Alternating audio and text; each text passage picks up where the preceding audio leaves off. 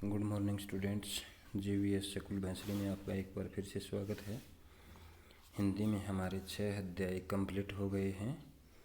आज हम अध्याय नंबर 7 पढ़ेंगे, जिसके हमारे लेखक हैं सूर्यकांत त्रिपाठी निराला जी। सबसे पहले हम जो आज के हमारे लेखक हैं उनके जीवन परिचय पर प्रकाश डालते हैं। इनका जन्म हुआ सन 1896 ईस्वी में और इनकी मृत्यु सन 1961 ईस्वी में हुई। छायावाद के प्रमुख कवियों में निराला उपनाम से प्रसिद्ध सूर्यकांत त्रिपाठी का जन्म वसंत पंचमी को बंगाल के मेदिनीपुर जिले में हुआ था। इनका उपनाम सूर्यकांत त्रिपाठी निराला जी। उनकी औपचारिक शिक्षा हाई स्कूल तक हुई। तदुपरांत हिंदी, संस्कृत तथा बंगला का अध्ययन स्वयं किया। 3 वर्ष की बाल्यावस्था में माँ और युवा अवस्था के पहुँचते पहुँचते पिताजी साथ छोड़कर इस संसार से चले गए। प्रथम विश्व युद्ध के बाद फैली महामारी में पत्नी, भाई, भाभी और चाचा चल बसे। सूर्यकांत त्रिपाठी निराला जी हैं। उनका बचपन बहुत ही संघर्षपूर्ण बीता है कि जब प्रथम विश्व युद्ध के बाद जब ये छोटे थे, 3 वर्ष की अवस्था में माँ और युवा अवस्था के पहुँचते पिताजी चले गए थे। इनकी माताजी ने इनको 3 साल का ही छोड़ा था। उसके जवान होने के बाद युवा अवस्था में पहुँचते इनके पापा जी का भी देहांत हो गया था।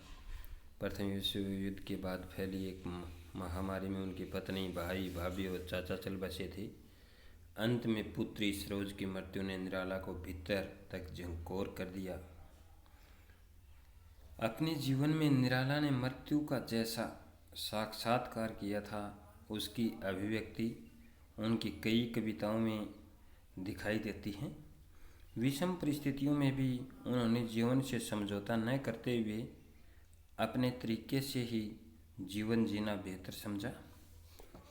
कविता के साथ उपन्यास, कहानी, आलोचना, विद्याओं को लिखने वाले निराला मूलतः कवि थे।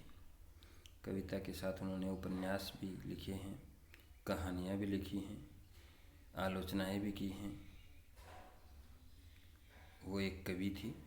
उनकी कविताओं में जीवन का यथार्थ चित्रण तथा मानव की पीड़ा, स्वतंत्रता के प्रति तीव्र आक्रोश, अन्याय तथा विषम जीवन परिस्थितियों के प्रति संघर्ष करने की अदम्य गुण सुनाई देती है। निराला जी द्वारा लिखी गई कृतियाँ इस प्रकार से हैं: अनामिका, परिमल, गीतिका, तुलसीदास, कुकुरमुता, रानी और कानी, नए पत्ते, राम की शक्ति पूजा, अर्चना, आराधना। अब हम इस पाठ के बारे में पढ़ेंगे कि इस पाठ में क्या बताया गया है। कवि निराला की प्रस्तुत कविता अभी न होगा मेरा अंत जीवन की युवा अवस्था को अभिव्यक्त करते हुए हृदय की जीवंतता को प्रकट करती है। जीवन रूपी वन में वसंत ऋतु रूपी हृदय उत्साह कभी भी समाप्त होने वाला नहीं है। निराला का कवि किसी एक मुकाम पर आकर ठहरने वाला नहीं है। वे इस कविता के माध्यम से निरंतर उत्साह बनाए रखना चाहते हैं। तभी तो वे कहते हैं कि अभी न होगा मेरा अंत, कि अभी मेरा अंत नहीं होगा। क्योंकि मनुष्य की जो युवा अवस्था है उसके बारे में इस पाठ का वर्णन किया गया है कि अभी मेरा अंत होने वाला नहीं है। अभी अभी ही तो आया है मेरे जीवन में मृदुल वसंत, कि मृदुल वसंत युवावस्था को कहा गया है।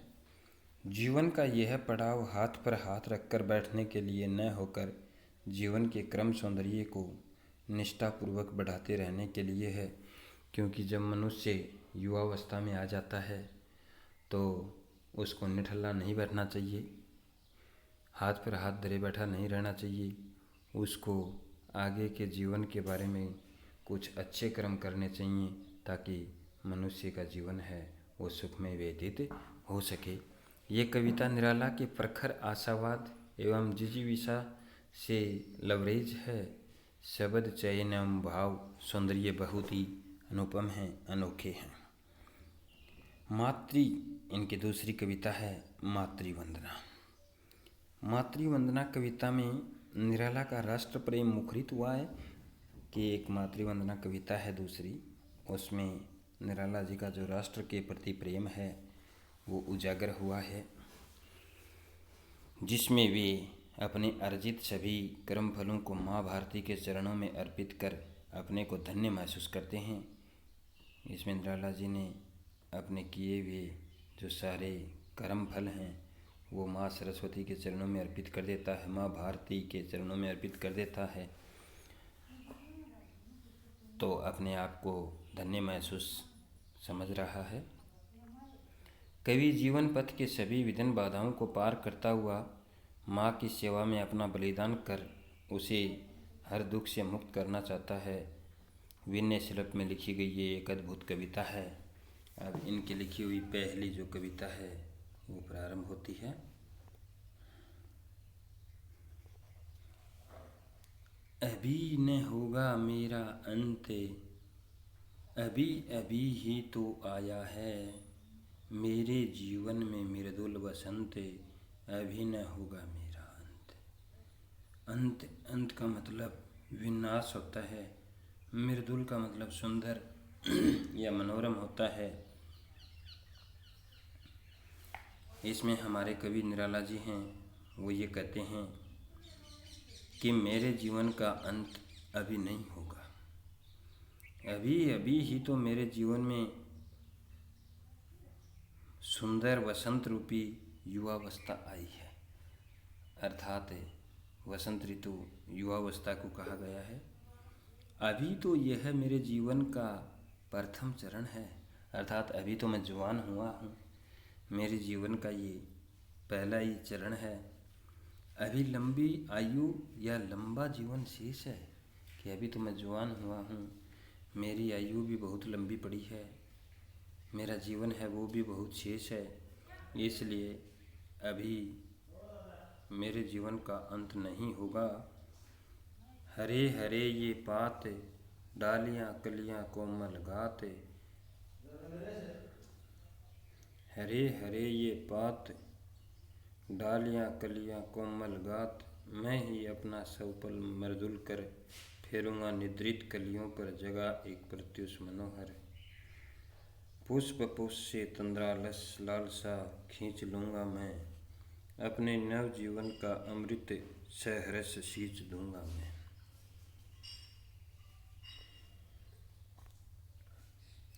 हरे हरे ये पात, डालियाँ कलियाँ कोमल गात, मैं ही अपना सौपन मृदुल कर फेरूँगा निद्रित कलियों पर जगा एक प्रत्युष मनोहर। पुष्प पुष्प से तंद्रालस लालसा खींच लूँगा मैं, अपने नव जीवन का अमृत सहरस सींच दूँगा मैं। इसमें हमारी जो कवि हैं पात, पात का मतलब पत्ते, गात, गात का मतलब शरीर, निद्रित निद्रागमन या सोई हुई, प्रत्युष भोर, तंद्रालस आलस्य से ग्रस्त, अनंत जिसका अंत न हो। द्वार लिखा दूंगा फिर दिखा दूंगा फिर उनको, है मेरे वे जहाँ अनंत, अभी न होगा मेरा अंत। इसमें हमारे जो कवि निराला जी हैं वो ये कहते हैं, सूर्यकांत त्रिपाठी निराला जी, कि अभी तो मेरे जीवन में वसंत का आगमन हुआ है। अभी वसंत आगमन से हरे हरे पत्ते और कलियों से डालियों का सुंदर आकार निखरा है। अर्थात यौवन आने से मेरे शरीर का सुंदर विकास हुआ है। अर्थात मैं जवान हुआ हूँ। उसके बाद से युवावस्था में आने के बाद ही मेरे शरीर का सौंदर्य है वो बढ़ा है। अब मैं ही अपनी मधुर भावनाओं रूपी कोमल हाथों से इन अलसाई हुई कलियों का स्पर्श करूँगा। इन पर अपना हाथ उत्साहपूर्वक फेरूँगा। अब मेरे जीवन में या वसंत रूपी जीवन में मनोहर नया प्रभात आया है। इस काल में डालियों पर अनेक फूल खिल रहे हैं। अध खिले फूल मानो तंद्रा से ग्रस्त हैं कि आधे खिले हुए जो फूल हैं वो ये मानो कि तंद्रा आलस को कहा गया है, तथा आलस्य से ग्रस्त होने पर भी सुंदर लालसा से हैं। इन्हें अपनी ओर खींच लूँगा और अपने नव जीवन के अमृत से अर्थात नवोत्साह युक्त कोमल मधुर भावनाओं से इन्हें सींच लूँगा। मैं इन्हें बाहर निकलने का द्वार बता दूँगा, इन्हें विकसित होने का मार्ग बता दूँगा। जिस प्रकार वसंत आगमन से प्रकृति की असीमित विकास होता है, जब वसंत ऋतु आती है तो प्रकृति के अंदर असीमित विकास होता है, उसकी कोई सीमा नहीं होती है। उसी प्रकार से अब मेरी युवा अवस्था आई है तो मैं हर तरीके से विकसित हूँ। उसी प्रकार मेरे जीवन में उत्साह युक्त नवीन लालसाओं एवं कोमल भावना का असीम प्रसार होगा। इस तरह की आकांक्षा रखने से मेरे जीवन का अभी अंत नहीं होगा। मेरे जीवन का यह है जब प्रथम चरण, इसमें कहाँ मृत्यु है, जीवन ही जीवन अभी पड़ा है आगे सारा यौवन। स्वर्ण किरण कलोलों पर बहता रे बालक मन, मेरे ही अविकसित राग से विकसित होगा बंधु दिगंत, अभी न होगा मेरा अंत। मेरे जीवन का यह है प्रथम चरण, इसमें कहाँ मृत्यु है, जीवन ही जीवन अभी पड़ा है आगे सारा यौवन। स्वर्ण किरण कलोलों पर बहता रे बालक मन, मेरे ही अविकसित राग से विकसित होगा बंधु दिगंत, अभी न होगा मेरा अंत। कलोल बड़ी तरंगों या प्रसन्नता के अनुसार कहा गया है। दिगंत दिशाओं को कहा गया है। दिशाओं का जो अंतिम छोर होता है उसे कहा गया है। राग का मतलब संगीत का स्वर होता है। इसमें हमारे कवि इंद्राला जी कहते हैं कि अभी यह मेरे जीवन का पहला चरण है, अर्थात प्रथम युवावस्था है। इस नव वसंत रूपी युवावस्था में मृत्यु कहाँ और कैसे हो सकती है कि अभी तो ये मेरी जवानी का पहला ही चरण है, इसमें मृत्यु कहाँ व कैसे हो सकती है। इसमें तो अभी जीवन का नया उत्साह भरा हुआ है। अभी युवावस्था के बाद जीने का लंबा समय शेष है, सारा जीवन पड़ा है। अभी तो मैं जवान हुआ हूँ और युवावस्था है, यह अभी प्रारंभ हुई है, ये मेरा पहला ही चरण है। इसमें तो जीने का बहुत लंबा समय है, अभी मृत्यु कहाँ है। अभी तो जीवन रूपी प्रभात में मनोरम भावनाओं की स्वर्ण किरणें बिखर रही हैं और मेरा कोमल मन जीवन सागर की तरंगों पर प्रसन्नता से बहता जा रहा है। हे बंधु, मेरे हृदय की अविकसित राग से अर्थात कल्पनाशील अल्प विकसित प्रेमिल भावनाओं एवं उल्लासपूर्ण आशाओं से मेरे जीवन रूपी दिशाओं का पूर्ण विकास होगा। मेरी जिजीविषा एवं कर्मनिष्ठा से जीवन का सुंदर विकास होगा। अभी मेरे सामने सारा जीवन पड़ा हुआ है, इसलिए अभी से मेरे जीवन का अंत नहीं होगा। एक कविता इस तरह से हमारी कंप्लीट हो गई है। कल हम पढ़ेंगे निराला जी की लिखी हुई दूसरी कविता जो मातृ वंदना है।